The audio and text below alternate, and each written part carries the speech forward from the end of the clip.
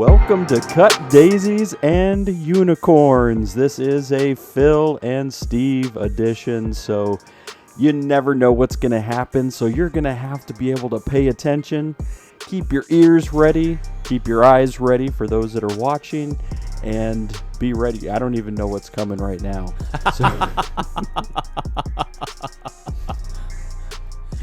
Steve, how you doing today? I'm doing good, man. Yeah. Hey, you know what? You got a sunshiny Thursday in Chicago. I know. Yeah, so you got to be energized about that. It is. It brings me great joy to have the sun. As much as I enjoy cloudy weather and when things are a little bit, kind of mournful and overcast, the good news is it doesn't send me into a bad mood to have sunshine. No, that's good. Yeah. So even though you'd like that little bit of a gloom, doesn't mean that it throws you off. Sometimes it throws me off if it's gloomy too long. Well, and I think that, there's a seasonal disorder, right, according to that. And I think would it's say called SAD. Yeah. Seasonal affective disorder. Yeah. And I will say that winter can bear on me like that. I remember coming to the end of winter this year and being like walking up the 3 flights of stairs to the Earthen Warehouse studio. And I was just like, why does it seem harder to walk up these stairs than it did 6 months ago or 3 months ago or whatever? And but once the weather broke, I'm like, I needed this. Yeah. And so I suppose that's part of learning yourself, right? Yeah, I think it's good. Yeah. It's good stuff. So as far as, I got a couple things. All right. Yeah, I got a couple things. I was thinking we should talk about some big rock stuff going on in our lives. The other thing is I've got a couple stories to tell. Yeah. And then we wanted to do super fan shout-outs. Okay. All right. So, I mean, where we go in between all that, you never know. But what we should do is let's take a break. Do you have your phone on you? I do. You should take a picture of our fan art.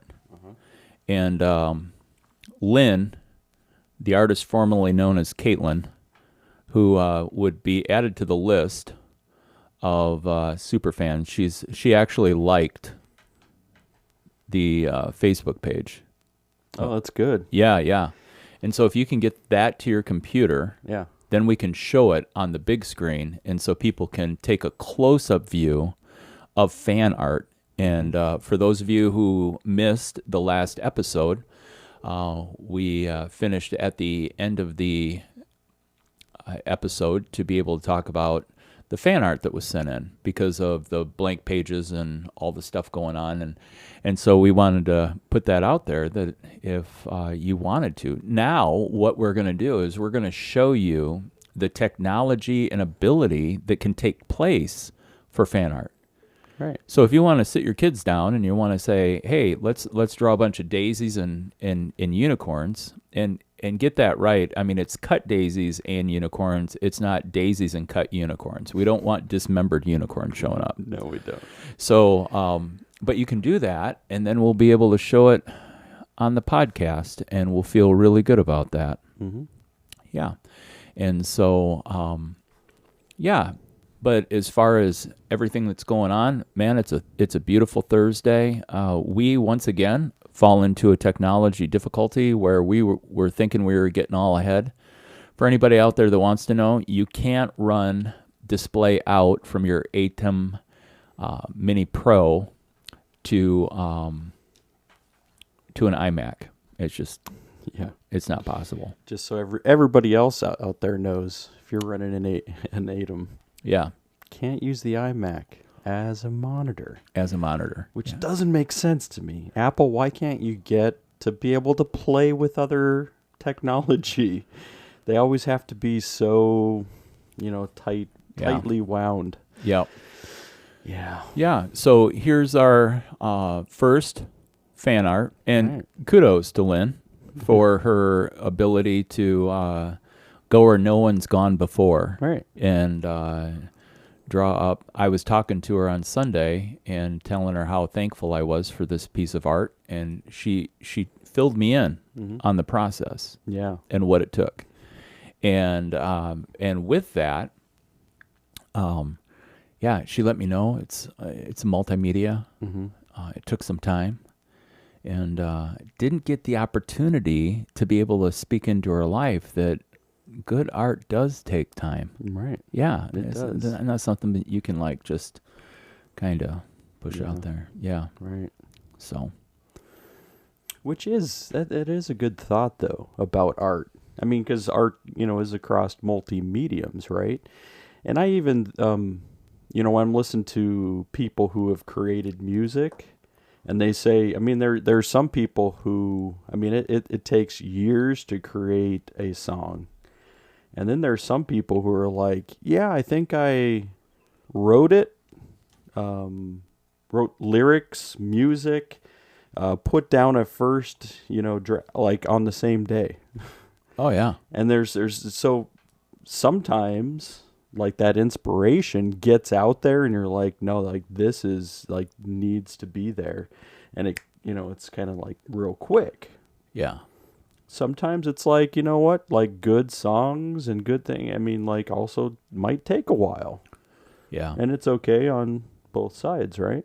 Have you ever considered the deliberation between the first album and the second album of artists? And it's kind of like when you have movies that come out, i.e., The Matrix. Right. Should they have even done Matrix 2 or Matrix 3? Right. I mean, I understand with the godology of the picture of everything that was going on in The Matrix, Right. that they wanted to hit a trinity of Matrix movies. But it could be argued that, I mean, other than it brought them in money and they did that, but as far as like the time that I'll never get back in my life from having watched them, Agreed. and yet I'll gladly give more time of my life to watch the first one over again. Oh yeah. Yeah. And I agree. I mean, the first one, I mean, not only was it was a good storyline. Yeah. It was well written, good vision, but there were so many cutting edge things that they were doing as far as the shoot and all of the all of the technical work. I mean, like there were some groundbreaking things that were done there. Yeah. And that's cool. Like, but I think that one could have stood alone. Like you didn't need to continue. Right. But sometimes they like, all right, well, if this one's successful, then, at least we can get a successful 2, possibly a 3, right? See, and that's where you have to start asking the question, is capitalism going to ruin art? Right. Just for the sake of making an extra buck? So, I mean, and we could go into the new film releases of J.R.R. Tolkien's work concerning The Hobbit and Lord of the Rings. Okay, so Lord of the Rings, spot on. Right.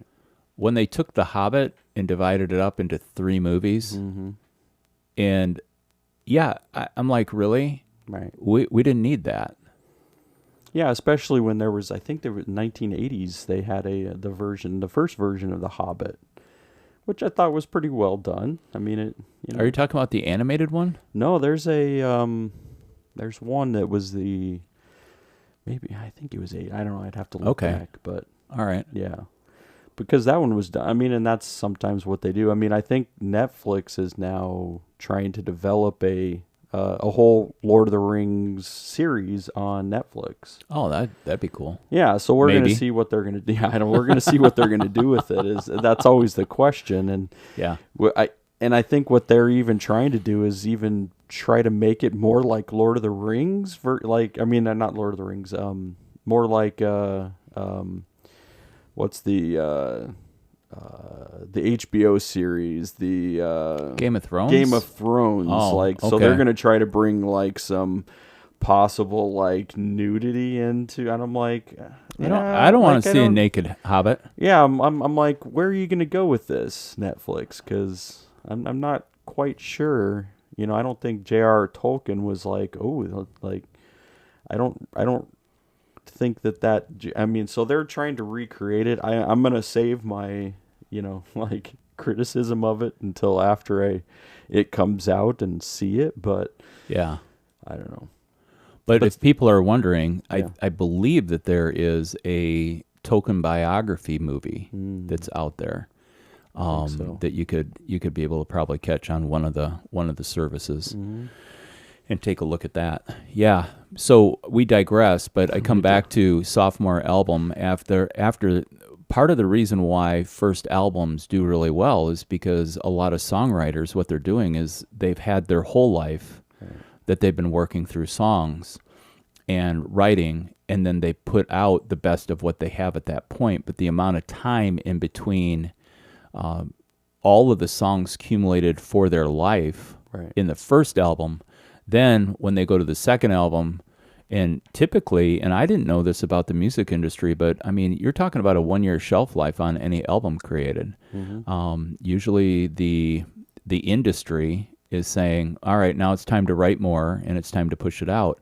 Actually, John Mark McMillan ran into incredible distress in doing that when he actually signed a record deal, put out an incredible piece of art, and then just in his head as an artist couldn't even wrap himself around pushing out this other stuff, and then eventually figured out how to get out of the contract, I think, and then went totally on his own as far as putting stuff together, and the stuff he puts out is self-produced now. And but art and time,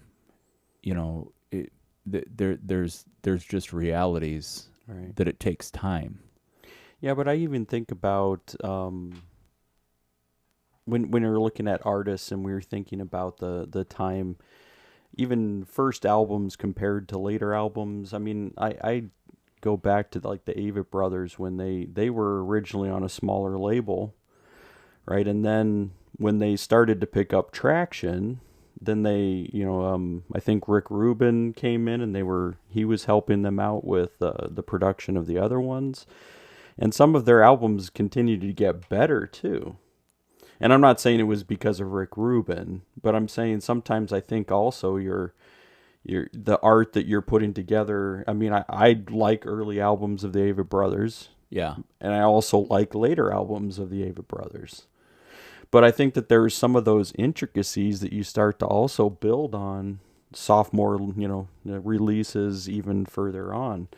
That there's some of those things that you also build on, as an artist. So I just wonder if it has to do with the survival of, like, what's going on with as an artist and we're talking music artist right now, is there the ability to be able to survive your sophomore album and continue to stay on? I think in the case of the Avett Brothers, they spent a lot of time on the road. And actually the catalyst of them taking off had to do with their bass player, where like they were local and regional, but then the bass player's like, no, we need to get out on the road. And the bass player knew that in regards to that what was happening was that there was this need to hone the skills. Right.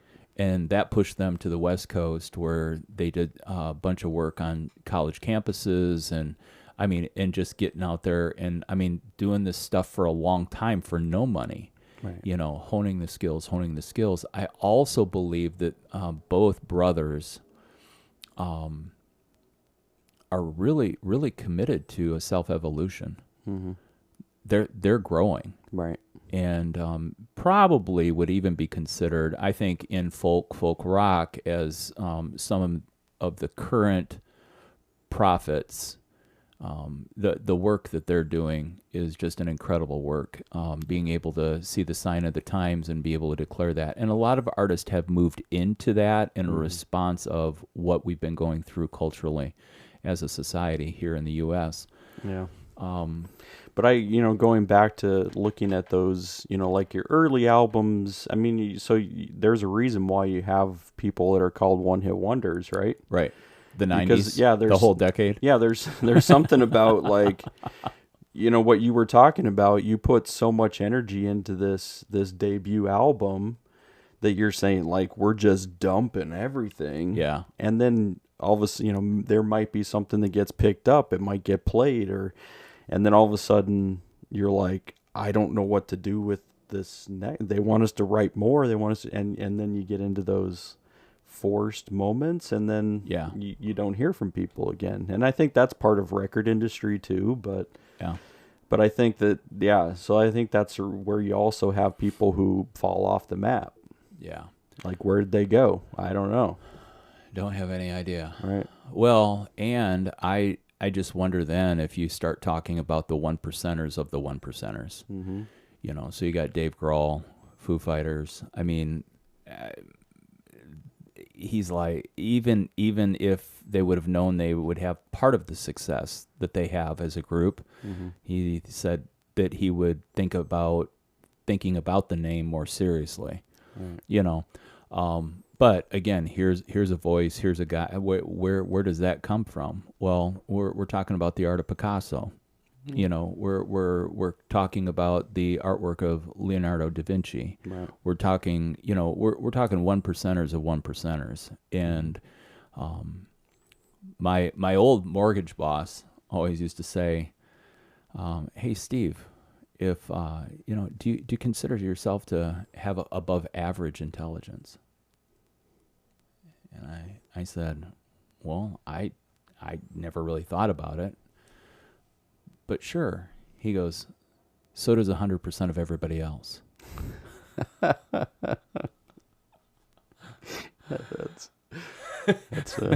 probably the truth right there. And so, like, when you start thinking about actually just, let's skip over to another rock. I did get, for our listeners, I got 2 actually authentically historic books on the Knights Templar. Ooh, yeah. Yeah, and one reads more as a narrative, and the other one reads as a true history book. And so as I was thinking about it this morning, I was thinking about it, I'll be drawn to the narrative because I'm drawn to the story. Yeah.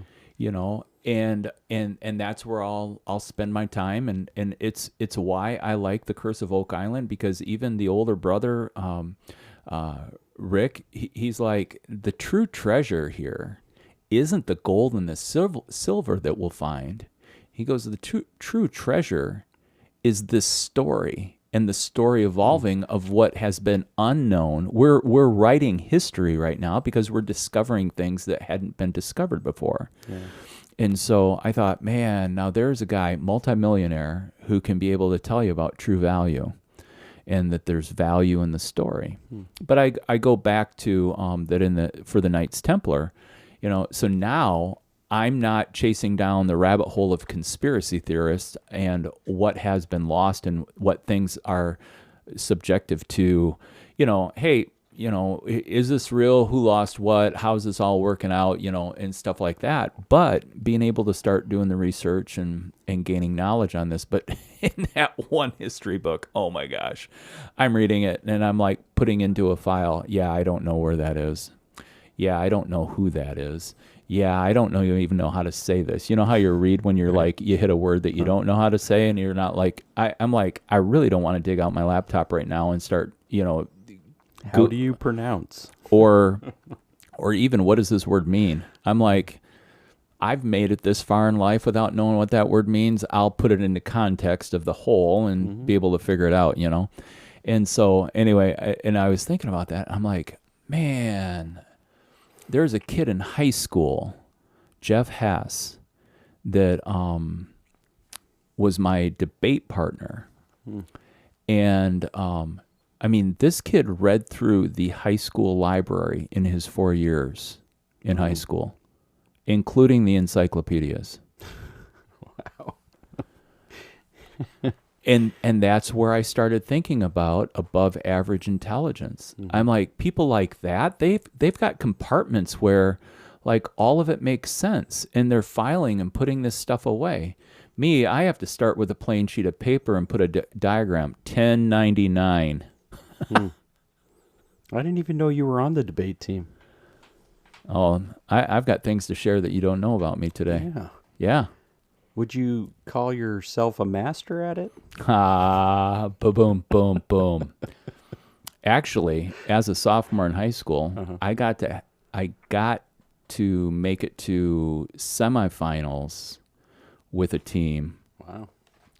And this goes to Caitlin's love of who's the singing guy that she absolutely loves? Harry Styles. Harry Styles. Harry Styles has a tat that says, "You booze, you lose."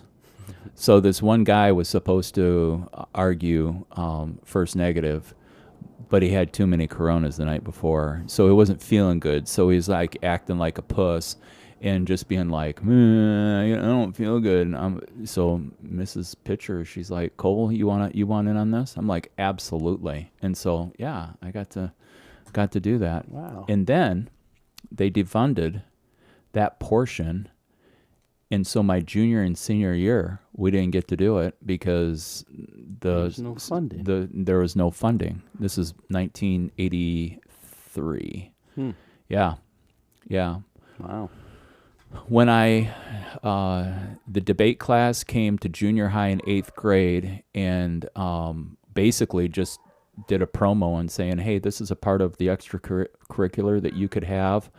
And at that time, I knew that I was making plans to be able to go into public speaking service. At that time, the idea was to become a preacher pastor. And so I'm like, I need that skill set to be able to be a part of what's going on. So, I mean, if you're going to go with like euphemisms, so I no longer played trombone. Yeah. But dropped trombone for debate. Yeah. Nice. Yeah. Okay.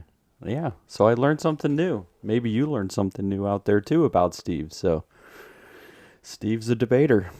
Yeah. That's good. Yeah, I think early on I was never on a debate team, but I would always, somebody would say something and I would always take the opposite side no matter what. That only makes you the devil. In the devil's advocate. That's all that does. That's true. Yeah. Yeah. So my wife still says I do that today, but you're contrarian? Yeah, maybe. Yeah.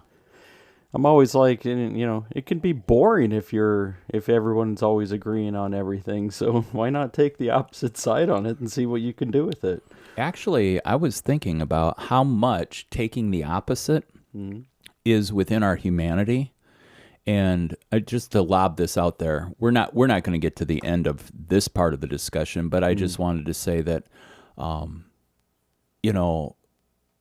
think we find within humanity that people do travel to opposite sides. Now, we can go down the path of dualism. We can go down the path of tribalism. We're not going to do that. But what I was thinking about, I was in Target the other day and I saw these Cubs hats. And I'm in Chicago now.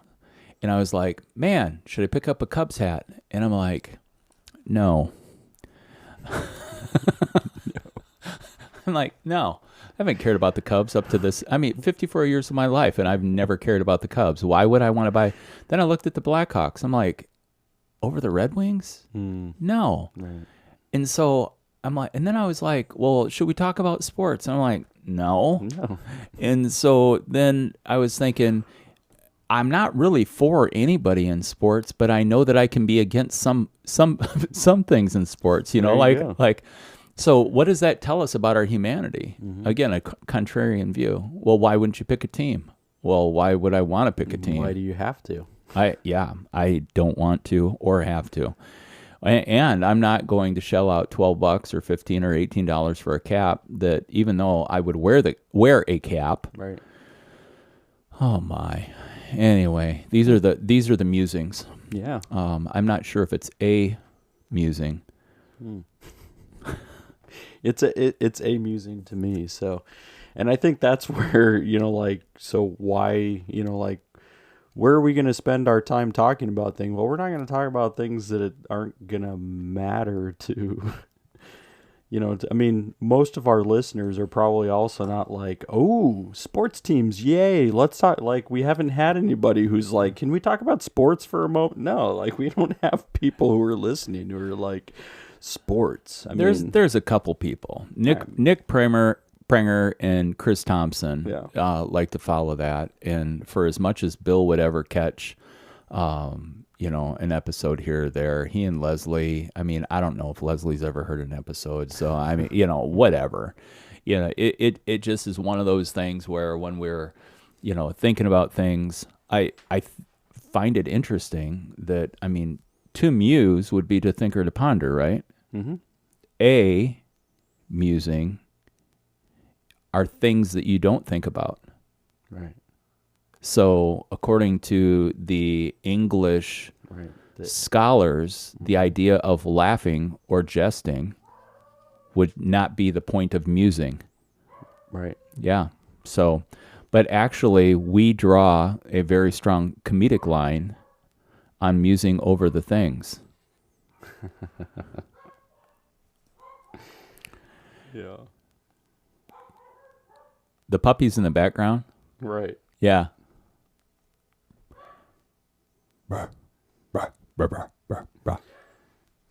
Oh, well, it's all right.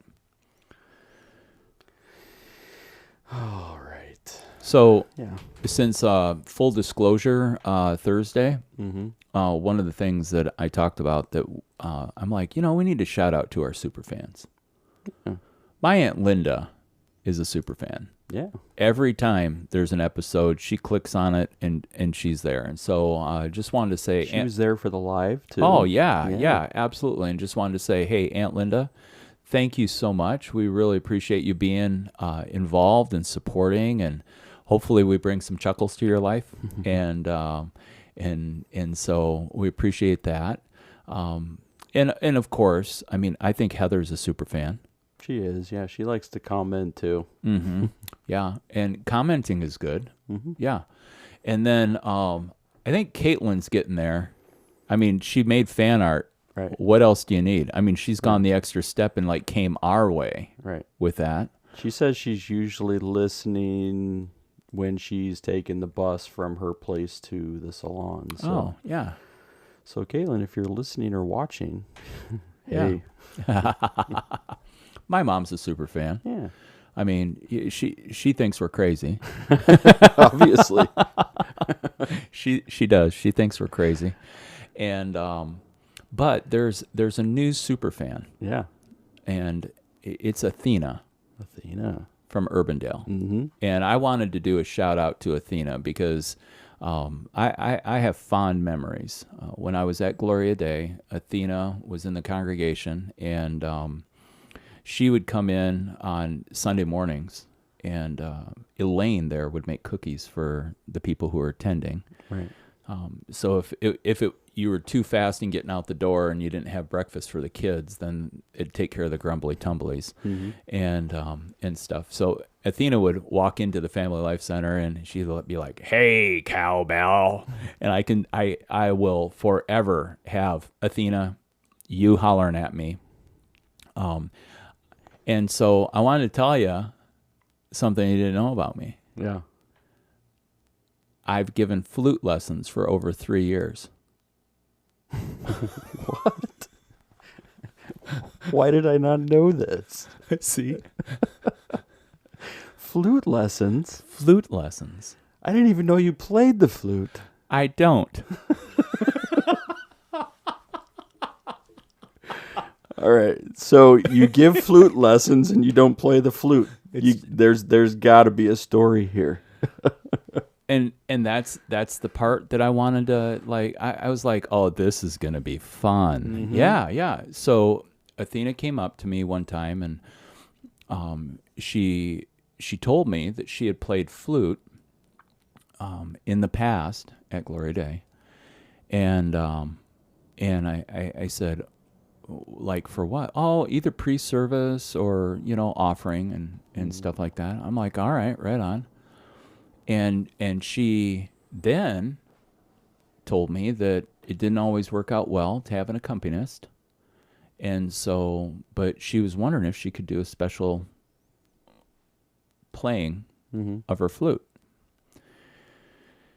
And I said, hey, Athena, why don't you pick out a couple songs and have me listen to it? And so that began the process.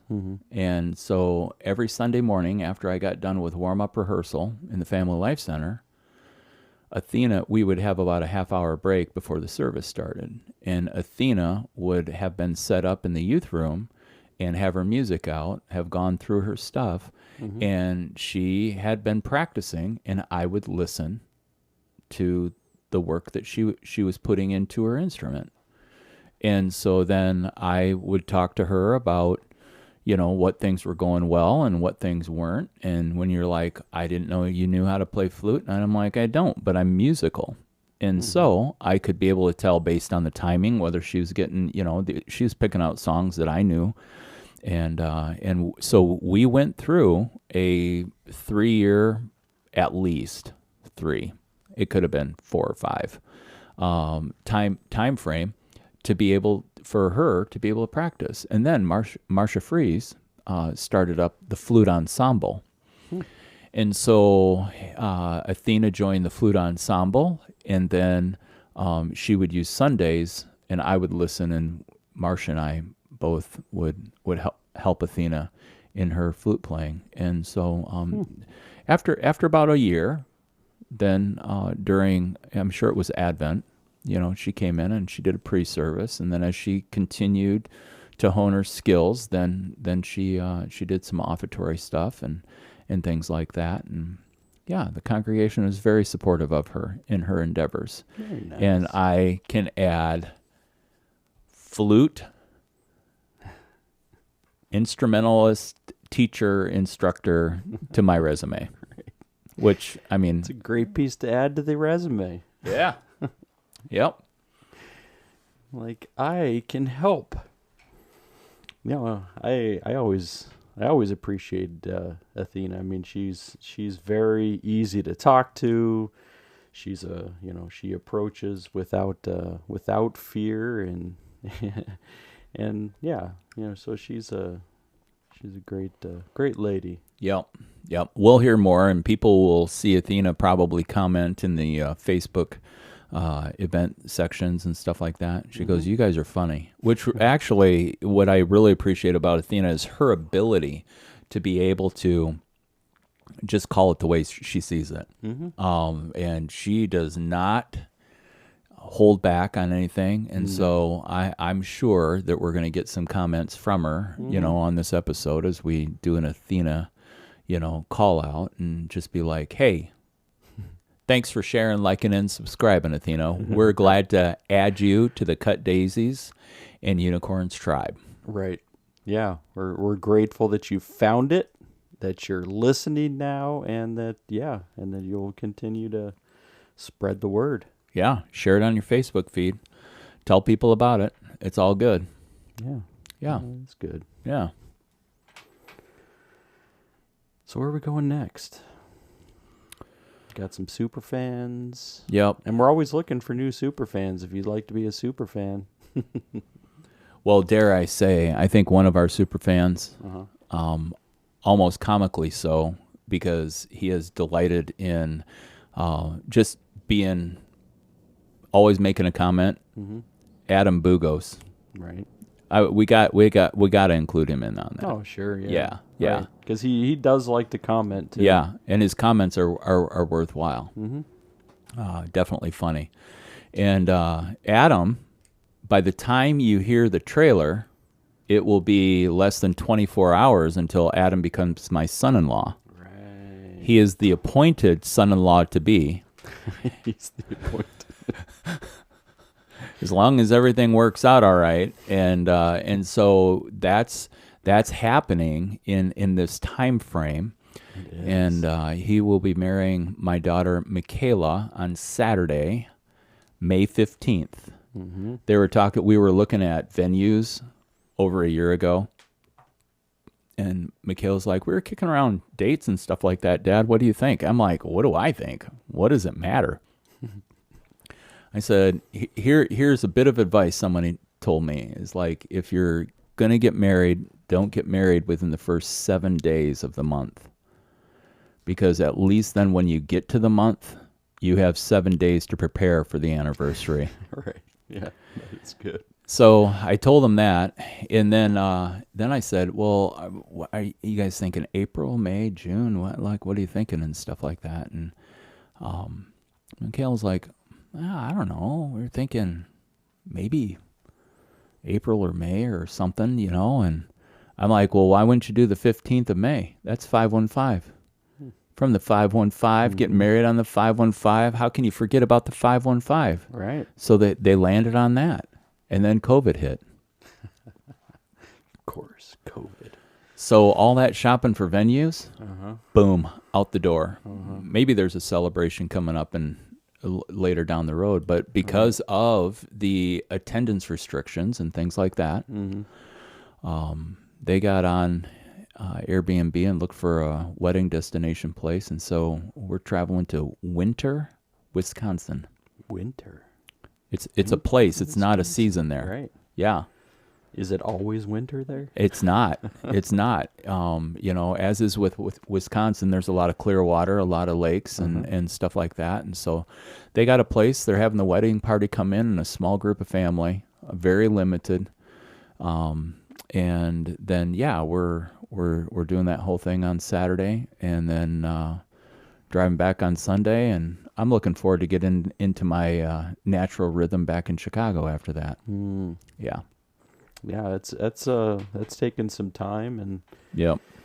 Yeah, and when big life moments like that happen, like you get focused on that, even if even if it's just a small piece, but it's a big life moment. So yeah. Well, and there were appropriate introductions needed to take place, and so Amy met Steph and Micaela's mom, and then we traveled to Davenport to meet Adam's mom and dad, which was a delightful time. But I mean, you don't want to show up at like a big life event and not know these people, and like all of a sudden the event becomes the introduction. Right. Yeah. So I mean, it took some travel time to be able to do that and navigate that. But I won't lie, looking forward to hanging out with my kids. Mike and Micaela, obviously Micaela will be there. And I think so. Hopefully Adam too. Actually, as we speak, I think they're traveling today. Yeah, they're getting there. And stuff. And yet, I mean, Micaela's, she's not a little girl, she's not 8, she's not 13. I mean, she's in her later 20s, and so it's just really in my heart I move into this celebration of the woman that she is, right, and the path that she walked into becoming this woman. And as excited as I look backwards on my life, I'm as excited about the things that she'll accomplish and what she'll become, because she's not going to be the same person that she is on this day. Yeah. And so, yeah, big stone. You going to keep the service tight, or is it going to just be like, this is, a day to celebrate and we'll see what happens? Yeah, I haven't gotten, I mean, Micaela and Adam both are just real, like, laid back on the whole thing and stuff. And so I think that what you would call it is a contemporary traditional, meaning that I'll use traditional vows in a contemporary language. As I've been thinking about it, I just want, to be able to acknowledge the people who have influenced both Adam and Micaela in their life to coming to this place, Right. acknowledge that there is an unseen deity that is going to be available to them for guidance and direction. Mm-hmm. And then, just move into these things where they've been living committed wholly to each other. Mm-hmm. Just comes underneath the sovereignty of law, because this is what the country says needs to happen. I mean, it as far as I'm concerned, they're a married couple, but, hey, we're going to celebrate and be excited about that. And, be able to, you carve out that time, and that's a dedication of this is how much you mean, to us as the family that's around you and stuff. So, Right. yeah. Yeah. So thinking about the and that's a good language terminology to talk about traditional but contemporary language, and because we know a lot of the traditional language, even the giving away of the bride, right? Oh, you're poking the bear right now, aren't you? I'm poking the bear. We've had this conversation. We have. Yeah. And thinking about that traditional part about what it meant to, all right, we've got these parents now, and and especially it was like father, right? Father's giving away the bride. Well, actually, Richard Rohr teaches about this. Oh, he has a whole teaching, huh? Oh, yeah. Okay. Yeah. Richard Rohr has a teaching about this in regards to what happened in humanity that would create humanity feeling like it could possess itself. Not like a spiritual possession or you have to exorcise a devil out of somebody. Right. But that in humanity, what would ever take place that a person would think that they could go to a foreign country, scoop people up out of their villages, sail them across the ocean, and sell them on an auction block so that they could be slaves? Right. When we talk about human trafficking, we're not only talking about sex trafficking of humans, but actually some of the larger numbers is for forced labor. Right. And in the Asian continents and areas, having people be servants or slaves, in that they use the term housekeepers. Mm-hmm. And so human trafficking occurs, and people are like, if you're not up on the subject, then what you find out is that, like in Indonesia, women are approached to be able to go to Hong Kong, and basically they become indentured servants. The people who are bringing them from Indonesia into Hong Kong, then they pay for their airplane ticket, they get them set up, and actually in Hong Kong, it is a federally ordained business.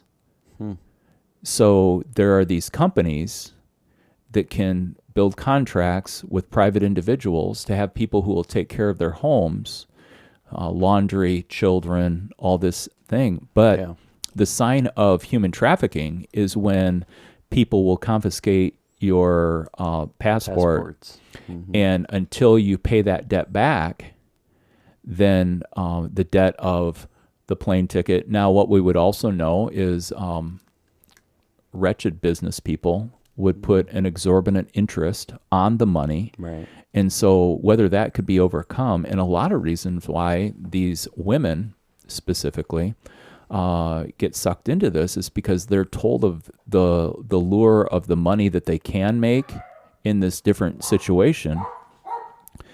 And when they get there, it's swapped and traded. And so whether they're in Hong Kong specifically, they could be told that they're going to be able to be working in homes and things like that, and then they're funneled into the brothels and into the sex trades. So what part of humanity ever comes within yourself that you could take someone from their place of origin and then you could be able to sell them? Well, so it goes back to when in humanity when we evolved to the place of being from hunters, gatherers to farmers. Right. And so then the point about women was that women became super valuable because they would birth children that could work on the farm, and the more workers that you had, the more land you could farm, and then based on that, then you would have greater wealth. So when farmers, and this would be in the sense of not necessarily farmers that we know of today, because machinery has taken over the work of the hand laborer in a lot of parts, but not all parts. Right. Then what would happen is when people would have daughters, they recognized that what they had were baby machines. So then when it came to someone wanting to acquire a spouse, it was for the purpose of being able to give birth to multiple children. And so that's where dowry rights came in. So you'd pay a dowry for the opportunity to ask for and to gain the hand of woman in marriage, with the anticipation that you would together be fertile, bear children, and be able to work the land. And so that's where in the language, there's nowhere, let me ask it as a question. Is there anywhere in the Bible that says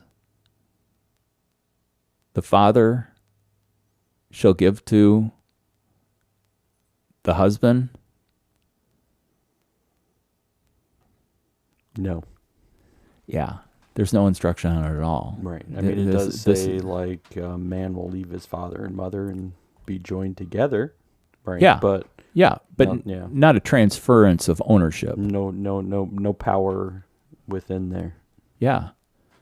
So when Micaela was 23 or something like that, and she got serious with Adam, I had a conversation with her, and this is a part of for those who are interested in parenting well. Right. Don't be afraid of the conversations. Just get out and talk about it and figure out that you'll work it out, And so I just took time in a time together and said, hey, if you guys decide you're going to get married, why don't you just know that Adam doesn't have to ask me for your hand in marriage? And she's like, what? And I'm like, can we just go forward from now on? And I think what was happening, because if this was 4 or 5 years ago or whatever, I was hearing these teachings from Roar. Right. And I'm like, I never thought about this before, but the reality is you're not my property. You are my daughter. Right. You're my responsibility, but you're not my property. And and so I was talking to Bill Clark last week, and I'm like, hey, dude, you married off your daughter. I said, did you give your daughter away? And how did that all go in the service and stuff like that? And he goes, no, I just walked her down the aisle and put her arm in her husband's arm and said, congratulations, and then performed the ritual ceremony. And so I don't even know what that looks like, because we're just going to get there and put it together. And there's not going to be any special music or any this is a really, really loose free flow of a ceremony. Yeah. 'Cause I think that's where when you're looking at tradition, right? And you'd say the tradition always has, a root somewhere. And especially for that one, you're saying, hey, like, we should probably question some of this, and like, why? Yeah. And it goes back to exactly what you talked about. It meant that daughters were possession. And if daughters are our possession, then we should be able to get something when we give that possession away. Yeah. And they're like, but there should be a change in mentality. Like, we don't possess people. We don't want to enslave people. And so when I go back to, like when, I talk to my daughter, even though she's, she doesn't really date much, but is to be able to consider and say, you know what, like, they don't have to ask permission, but like, you better know that I want to know them. Like, I want to know that, like there's an exchange of love that occurs, but that it's not going to be, so like, as far as that, I just, with some of those things in mind, I really would love to be able to, but I know her well enough that, like, when it comes down to that, I'm already going to have a relationship with this person. Yeah. And so I'm okay with that. And I'm okay with knowing that. So. And I was on a mission trip to Dominican Republic, and when I hit the ground in Atlanta, I got a call from Adam. And how he timed that and figured that out, he probably got a text from Micaela that, hey, we landed in Atlanta or whatever, and then he calls me and he's like, hey, I really want to surprise Micaela, and I want to be in Des Moines when she gets back to be able to propose. He goes, I really should have taken care of this with you before. And I'm like, dude, you don't have anything to take care of. And I'm going to say, period. Now, I think there's some merit in the idea that when children are engaged with the parents of the person that they're going to marry, I think there's merit in an approach of, hey, I'm looking for any red flags. We have our relationship, but you've known your child for the past how many years? Are there any red flags that you would have from our relationship before we commit to this being long term? Mm-hmm. And people could be like, who would ever have that conversation? And in my mind, I would be like, why wouldn't you want to? Mm-hmm. So then, there's merit in that. There's also merit in saying, I wouldn't be, I taught Micah, we talked about this on the live show. I told Micah he could ask me any question he wanted, just I reserve the right to say no. But I would also ask the question, hey, if we're to get together long term, mm-hmm. as parents of your own child, are you committed to being a blessing in actively a part of our lives as a couple? And they could say no. Mm-hmm. Or does it foster a foundation of conversation that allows for, and at least then you could, you could have a person who would be like, yeah, my mom and dad weren't for me being together with this person. Mm-hmm. Okay, well, slow down. Is this reasonable? Or are you going to be able to navigate, okay, mom and dad, this is my decision. I'm going to make the decision on how I see it, but how are we going to navigate this together?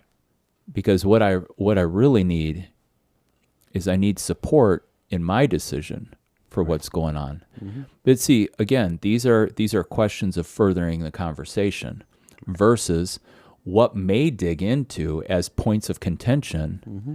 and barriers in relationship for the future. Right.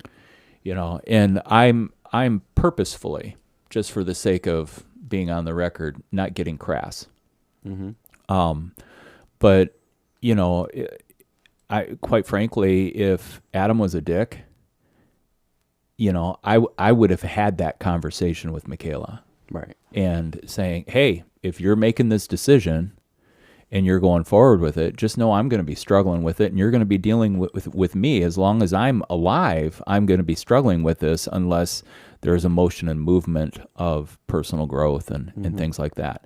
But if he's mean to you, if there's abuse, there are things where I'm not afraid to step into with the law for your sake and your safety, because it doesn't matter how old you get. your mom's still your mom, your dad's still your dad. Right. You know, you just grow up more. And, you know, now I'm not a helicopter parent either. I'm like, you guys got to, you know, check in, and I'm more than willing to be available. And, you know, I mean, let them live and let live. So, Right. I mean, that's my approach. Yeah, I agree. Yeah. So I think what we're saying is, as you're raising children, you just think about these conversations as they go. You probably won't have this conversation when they're 8. Right. But when they start getting interested in the other people in life, then, you know, it just is. You have to start talking about it early, because people, as they grow up, start dealing with emotion of feelings towards other people. And as they feel towards other people, what are they going to do with those emotions? And what is a, you know, just a healthy way, Right. you know, to be able to do that. And so, yeah, marriage. So keeping the conversation alive and making sure that you're not just trying to shut things down because you feel like this is going to be uncomfortable and I don't want to talk about it. Right. Like if you do that too much, it's going to become a pattern, and then all of a sudden conversation's not going to happen. So. Yeah. Yeah. And you know what? Not Micaela as much, but Micah really appreciates like the give and take that we have. I never have a question on where Micah stands on things that he's thinking. I mean, whether it's myself lying to myself or my perceived reality. But once again, we take space to be able to have conversations that go to that place. And yeah, and really part of what I've done to be able to have those conversations with him is to prepare him for when he has children, that he can have those same conversations. Right. Yeah. I mean, that's the goal of parenting, right? Is just trying to equip you to be able to whatever journey of life hits. Like, yeah, absolutely. Yeah. And then to know, like, if we haven't talked about it yet, you can feel free to talk to me about it. Let's it's talk. Open. Yeah. Conversation is good. Yeah, it really is. That's good stuff. Right. So that's all happening. So by Friday, when the trailer comes out, I'll be in Winter, Wisconsin. By Sunday, when the episode plays, they'll have been married, and I'm at home tucked into my bed getting some rest for the next week. That's how this weekend's going. You're not going to be in bed that early, though. 7 p.m. Right. Hey, dude, 7 that's fair. That's totally fair. I won't be in bed that early, and Right. so yeah, you're usually up much later than that. I have to figure out how to navigate.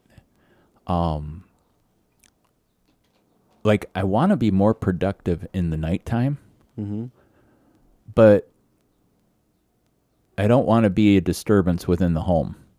And I've got to figure out how to do that, because it's me trying to be quiet around the house turns into me being a couch potato watching episodes of TV shows that don't even matter to me. Right. You know, and so I've been thinking about that. It goes down this line. I think this is a great question to ask our audience. Yeah. Have you taken time to consider the bad habits of COVID that you've developed? And I think what's healthy, you don't have to change them. You can keep on doing bad habits. You know, I mean, you can. It's a personal choice, right? Right. I mean, this is a funny point. When we were on vacation as a family last July, we made homemade ice cream. Well, Adam was used to having homemade ice cream made with skim milk. And that's not how I make homemade ice cream. Heavy whipping cream, half and half, you know, I mean, Right. the good stuff. Yeah. Yeah. And so anyway, it got us into this whole family squabble. And by squabble, I mean that we're always laughing about it, Right. Because he's a skim milk drinker. But like I've habitually been an offender of like if there's half and half in the house, if I'm eating a cookie, I'm drinking half and half. Cereal, Life cereal with half and half on it, glorious. It all stemmed from, I grew up in Michigan and we had blueberry farms. Right. We'd go and pick the blueberries. So as you go and pick the blueberries, you got to do something with the blueberries. So my mom would take them, you put them in a quart freezer bag, drop them into the freezer. Well, if you take those blueberries and you pour them into a bowl frozen and you pour half and half over it and then add 2 tablespoons of sugar, this is like blueberry ice cream.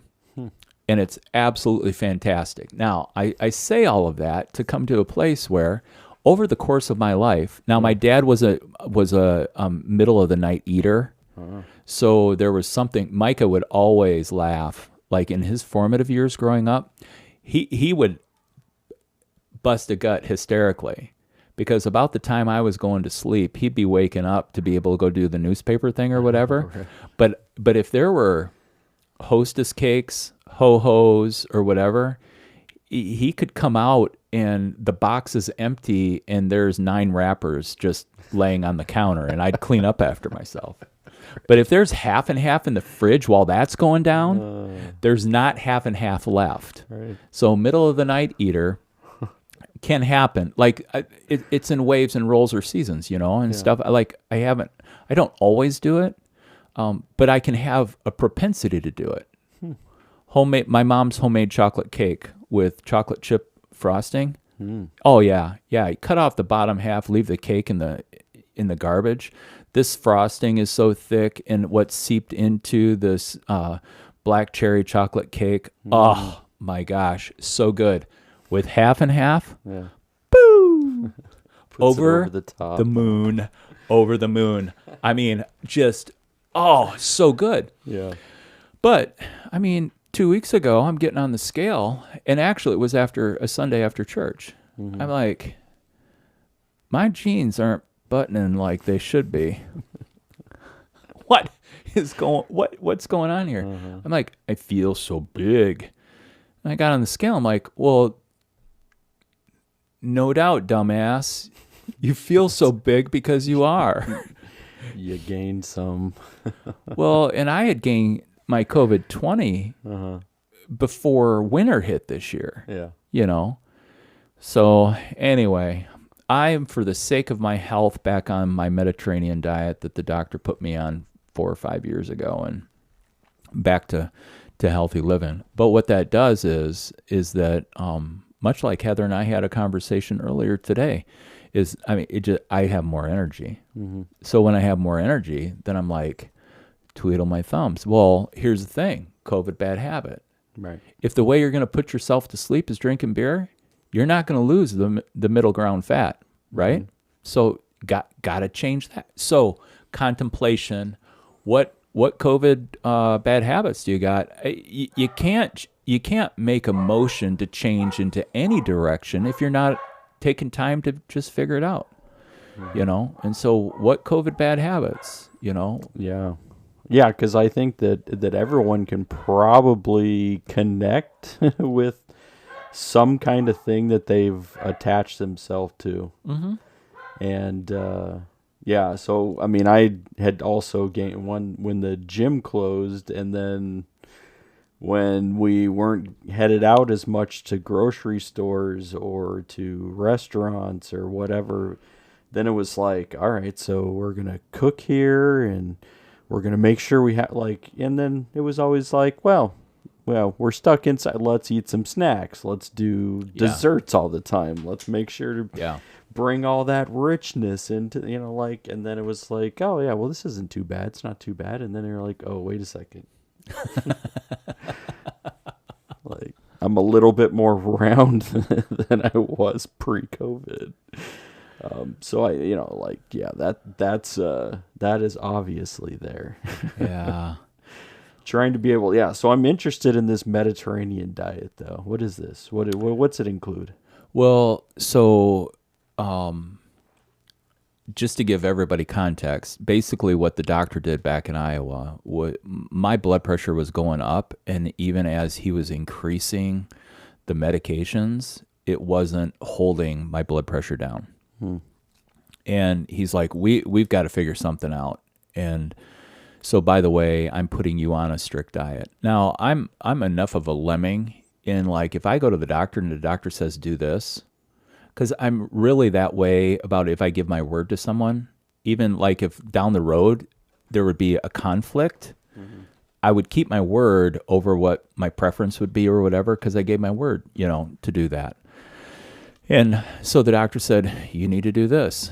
And I said, okay. Well, and because I had seen complications with my own dad's health in regards to all of the medications he was on, I knew I was just way too young to get laden up on meds. And I knew that once you hit a certain point, then you have to take medications to offset the other medications and take care of the health of all the other organs and stuff. So I wanted to fight for that for myself. And so in that, he put me on this Mediterranean diet, and he's like, hey, Mayo Clinic's got a great, take a look at it and blah, blah, blah, blah, blah. So I got on there, and basically it's fish, chicken, and vegetables. And it's not necessarily going keto. But then I got a standard of sodium that I had to abide by. Daily allotment for sodium for the average adult is 2,000 to 2,500 milligram. My daily dosage for sodium is 1,700, which would match really closely to the amount of calories that I should be taking in a day, 1,750 to 1,850. I could maintain at 2,000, but if I'm like looking at that, and then because I have been committed to being a couch potato, that means, for those of you who are new listeners, that I actively pursue not being active. And actively pursue not being active. I do. And so how that has shown up in the past is that, it's the Enneagram 9 in me that just wants to be like, oh, come on, I can't just sit here and what's the easy way out, and to be able to do this. Now, so then he's like, hey, Mediterranean diet, and you need to walk. I'm like, I need to walk how much? Like 3 times a week? He goes, oh, no, I'm taking all the barriers off you. Just keep walking until... I'm like, 10,000 steps? He goes, actually, that's a fallacy. He goes, I'd like to see you between 15 and 20,000 steps a day, and you could do that 5 to 7 days a week, and that would be good for you. Now, when I went to Hong Kong, we hit 24,000 steps in a day, and you're going everywhere, walking, up hills, down hills, and all that stuff. That about killed me off.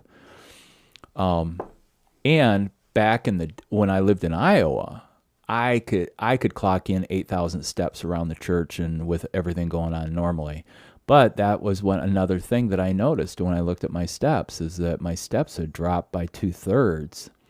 And so I had to actually start working towards, all right, and walking is a part of the whole thing.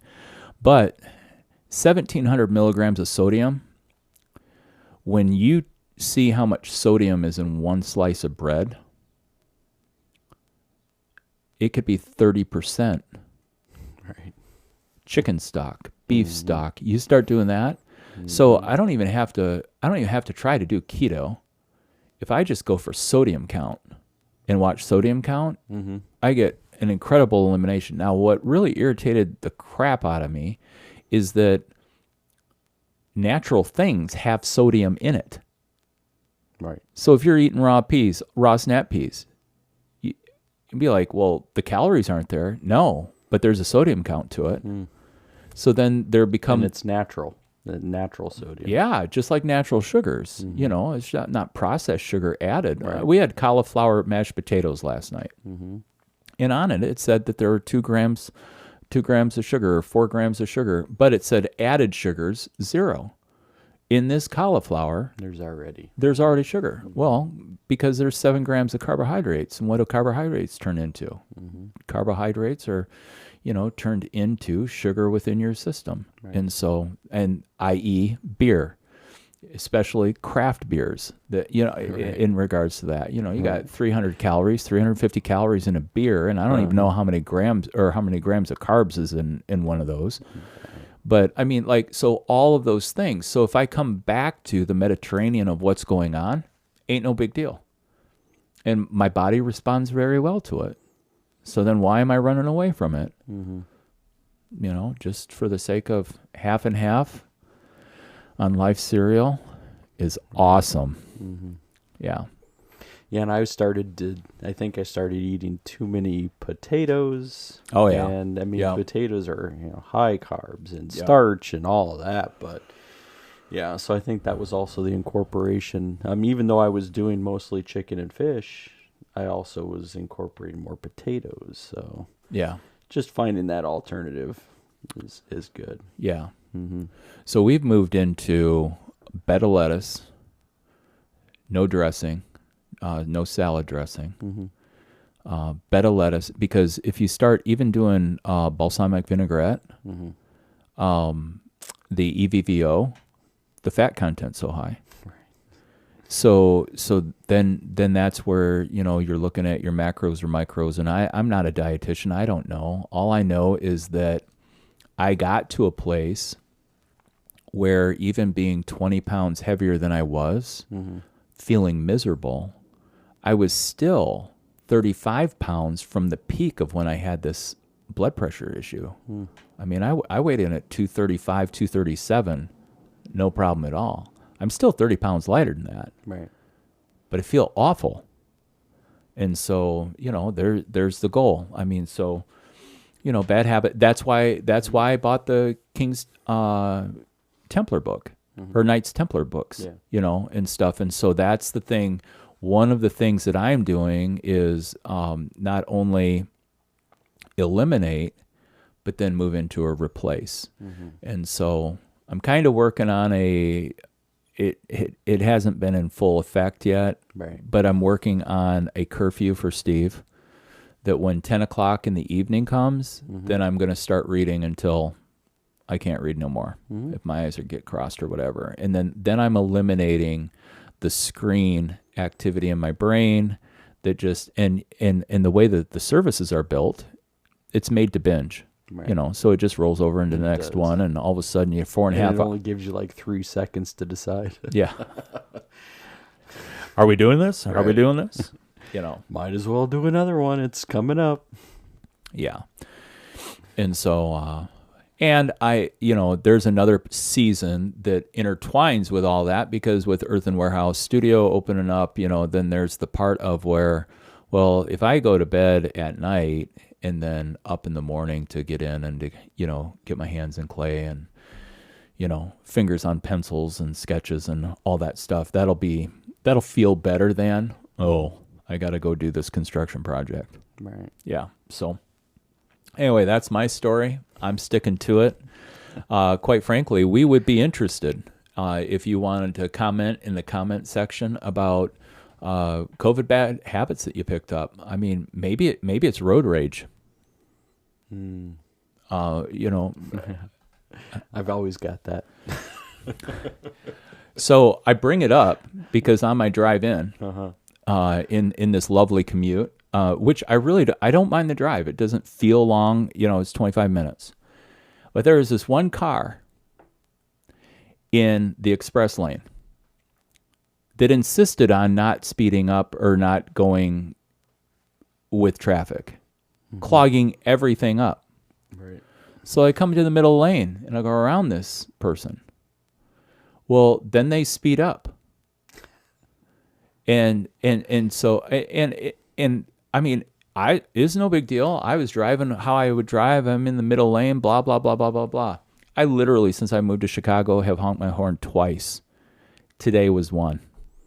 And this idiot who was going at a snail's pace, decided to get in a hurry right before Peterson and Cicero and almost clipped the front of my vehicle. So the person who was doggy way back there had to get in a hurry about getting in front of me to be able to pull off in the same exit that I was. And there was plenty of room behind me. Mm-hmm. Oh, man. It gets bad. Angry. That's all, for me, that, COVID was, and traffic in Chicago was all of a sudden, non-existent. There was no traffic. Right. Nobody was on the road. So you're anytime, and I'd go out oh man, this is glorious. And then it was and then there was just that slow tick. It was oh, there's more people on the road. More people are going out.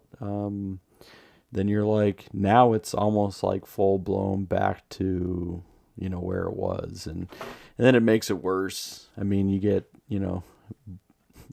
Chicago roads and bumps and then they got this Montrose Bridge that they're taking 1.5 years to replace, and this causes me lots of anger, because then you're going through neighborhoods to try to cut around it, and you're trying to figure out how the best routes and all of where should I still avoid, where is it going to, and you're never going to avoid people.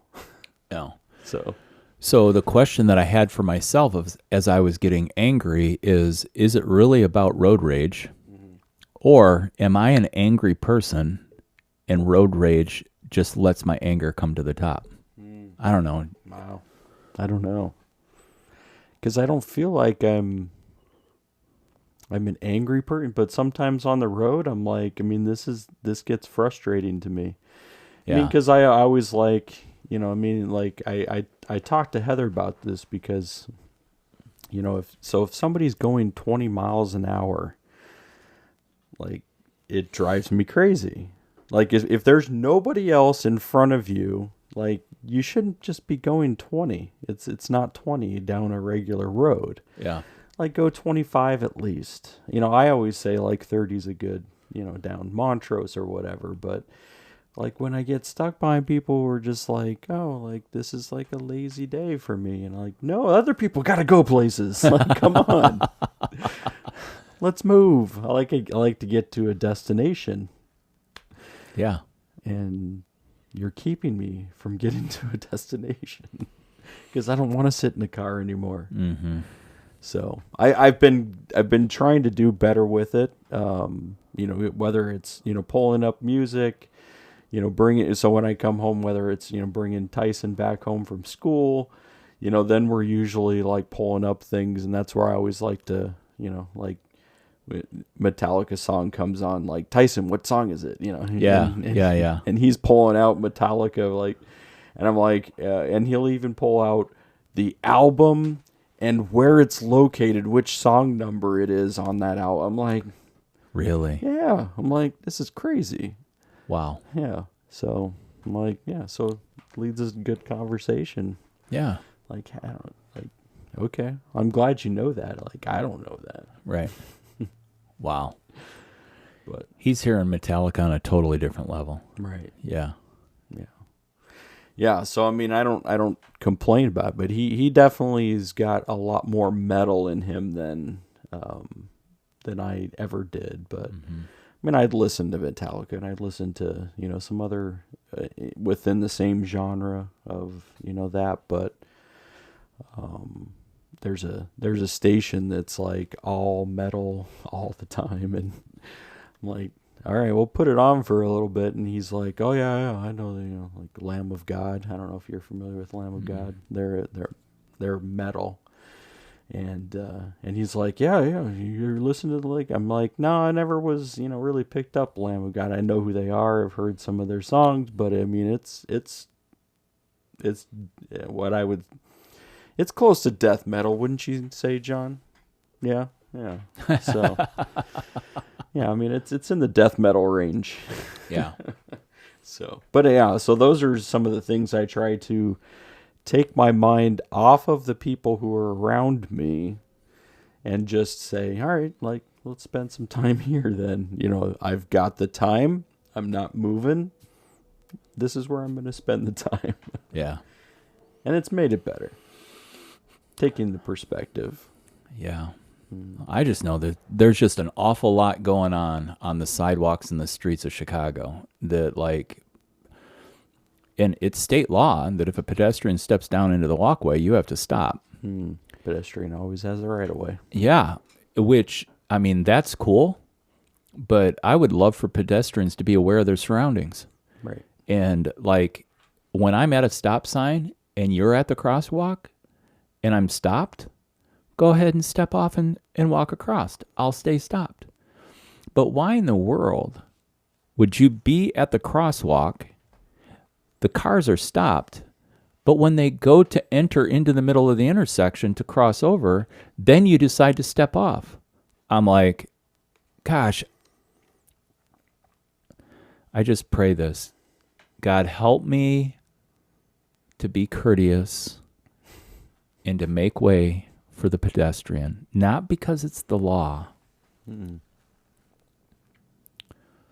just for the sake of humanity. Right. Yeah. Yeah. It's a good thing to think about. Yesterday I was running errands. I go down Tower Road. There's a 4-way stop. I'm this close to never taking Tower Road again. And because I can take Hibbert over to Green Bay or Hibbert over to Willow.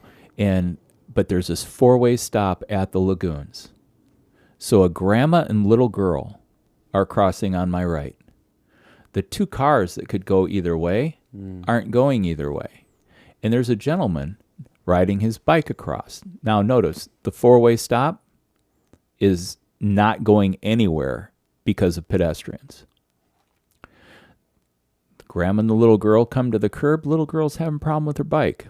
I'm concerned about the other person hitting the little girl. But the two cars cross, and they cross together. Think, fine, it's my turn. I'll go. I'm not going to hurt the little girl. I go through. The guy who crossed on the bike decided he was going to cross, and he shoved off as I'm going through. I'm like, really, dude? I mean, yeah, you have the right of way. Yeah. But timing's everything. Yeah, and I don't want to hit you. Right, no. Right. Not out here trying to create chaos and All right, so that's murder. that soapbox of all that. COVID bad habits. What are yours? Yeah, what are yours? What are your COVID bad habits? And how do you plan? I know you mentioned the word replacement. I talk about that all the time. Yeah. Yeah, so we can't just say I'm going to stop it, but we have to be able to fill it with something, or else chances are it's just going to come back. Yeah. And I think that as Amy and I have talked about it, even with the couple weeks that we've been doing the Mediterranean diet, we feel so much better. Like, I think but to your point, okay, rich foods, lots of desserts, potatoes, like we're not even doing pizza night anymore. Yeah. Whoa. Like for 9 months, Thursday nights were pizza night. Mark Aromas. Hashtag not a sponsor. Hopefully buys lots of plates from Earthen Warehouse. Right. But Amy and I were talking about it, and that, I think that's the other part, is when you get a reward from the action that you choose to do and the opposite of. And so when you are feeling better, and you know what? I love days when I haven't been drinking beer and I wake up and I feel refreshed. Put enough of those together, it's like the feeling good to be able to accomplish other things. It's a good reward. So I think there's remove, replace, reward. I think if people get in tune with what am I looking for in that, what is the reward? Right. And I mean, we can talk about like hitting rock bottom, like with addictions and stuff like that. At that point, survival's the reward. This is, hey, And that's what brought me to the plate. I'm like, you know what? I don't want to have to lose 60 pounds. So I'm going to lose 20. Right. And because, gosh, it's going to be the hurdle to be able to do that is going to be so much greater. So, right. And if other people have other ways to be able to grab onto that and, yeah, and I think the reward is also good because it can be something that's not a reward like I need to, buy or I need to do this or I need, but think about what like the single reward would be for, and you as an individual. Yeah. Like, what is it that brings that good connection in your brain? Yeah. Because that's the parts your body's going to want to know, all right, if we're not, this is what we usually are feeling. Why can't we get there? And then you're going to say, all right, I'm going to replace, but I still need to feed that with something, get that reward. Yeah. Mm-hmm. Yeah. Good points. All right. Jot all those down, get them on out there, and let's have a further conversation about it.